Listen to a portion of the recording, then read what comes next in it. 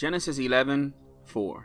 And they said, Go to, let us build a city and a tower, whose top may reach unto heaven, and let us make us a name, lest we be scattered abroad upon the face of the whole earth. In Genesis 10 and 11, we see the rise of Nimrod. Nimrod was a demonic individual. Nimrod was a man who was being led by fallen angels, in my opinion, to rebel against God. Now, he didn't just come with that type of a message, though. He came with a unified type of a message of let us rebel against the establishment. Let us rebel against the powers that be. So God had ordered them to be scattered upon the face of the earth, to spread, to multiply. And Nimrod went against that completely, and he set up for himself an establishment, a government, a united front, a new world order, if you will, in that time. Eventually, God had none of that. And if you look at verses 5, 6, and 7 in Genesis 11, you'll see, And the Lord said, Behold, the people is one, and they have all one language. And this they begin to do, and now nothing will be restrained from them, which they have imagined. Go to, let us go down, and there confound their language, that they may not understand another's speech. God had to intervene in Nimrod's plans. And the spirit operating under Nimrod is the same spirit operating under a large majority of any dictator, of any world leader that you have seen on earth. And what you saw in Nimrod was a foreshadow of things to come. There's nothing new under the sun. This is why you see every world leader call for a new world order. Now, there are different varieties of a new world order. Some have more of a nationalistic view of a new world order, where we will have a new world order, but China will run the new world order, or Russia will run the new world order, or the United States will run a new world order. That's more of a nationalistic, conservative, Republican type of new world order. But there's also the liberal type of new world order, where all nations come together as one. They all rule together in peace and in love. But make no mistake about it, whether it's a nationalistic new world order or a globalistic new world order, it's still a new world order. And that's where I think people fail to see this, because we have arguments among disciples of Christ, and we have arguments upon people in America, for example. Someone that will tell you those are liberals, and some that will tell you these are all the far right. If you're a disciple of Christ, you need to understand that the whole Republican Democrat deception, it's exactly that, a deception. When Obama was in office, how many proclaimed that he was taking all the liberals as fools? All the minority communities, he was fooling them, telling you that he was going to fight for their rights, but the only rights that he fought for in the White House was for the sodomy agenda, right? And the same thing is happening now with Donald Trump. There is a huge idolatry among Christians and among people that are quote-unquote truthers. They idolize this man to the point that they will defend him to the T. Not realizing that just because he's more of a nationalistic type of a person, it's still a new world order. He was with Kissinger this past week, and Kissinger, sitting right next to Trump, called for a new world order. You may want to say something, and thank you for being here, Anna.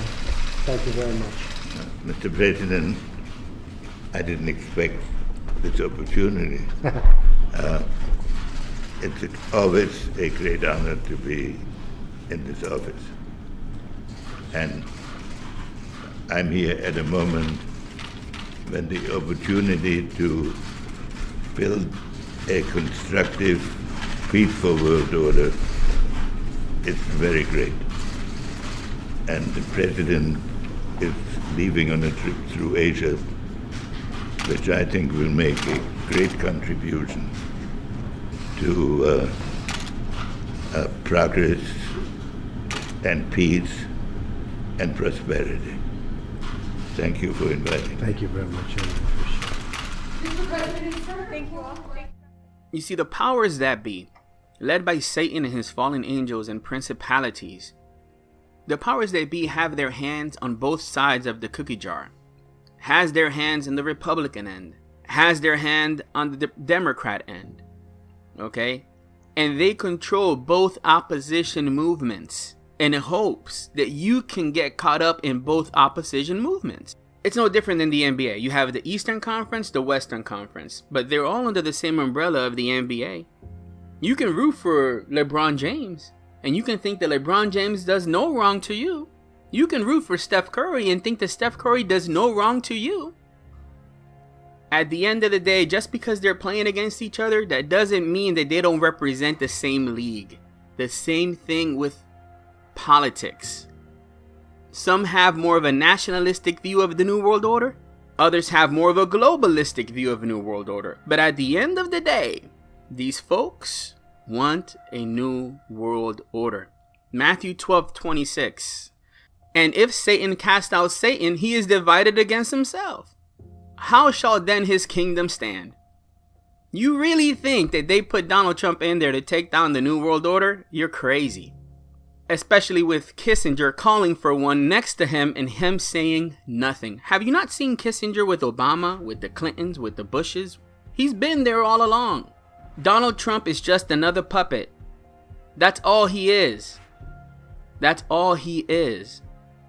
And I'm just warning you not to let yourself be used by the puppeteers that be.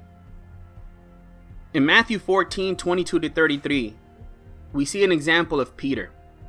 Peter started to follow Christ and started to walk upon the water. In verse 28, and Peter answered him and said, Lord, if it be thou, bid me come unto thee on the water. And he said, come. And when Peter was come down out of the ship, he walked on the water to go to Jesus.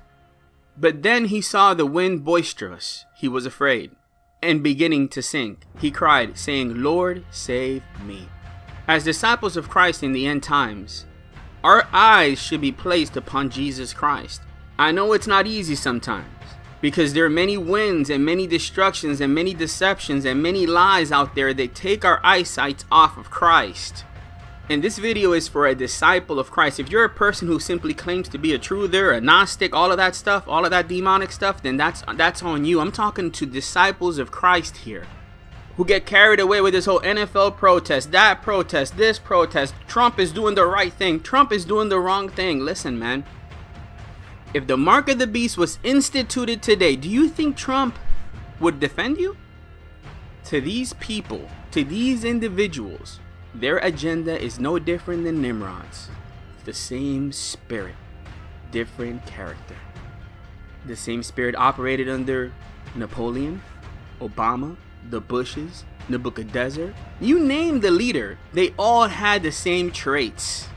And they all have the same agenda. To develop a world government that doesn't stand by the kingdom of God, that doesn't represent the kingdom of God, that actually goes against the values of the kingdom of God. If you're a disciple of Christ, you need to come out of that. Because that harlot Babylonian spirit that is flowing through all world governments is going to persecute you when it's all said and done. This is why you should keep your eyesight on Jesus and preach the gospel the more you possibly can. The more you possibly can. We have a limited time space to do so. A limited time space. Don't waste another ounce defending any politician. Pray for them. Absolutely. Don't defend their demonic ways and actions. Because their government, their world agenda that they represent is not the world agenda that you represent, which is the kingdom of God. May God bless you and your family. Hope you understand where I'm coming from today. Thank you for your prayers. We appreciate it. God bless.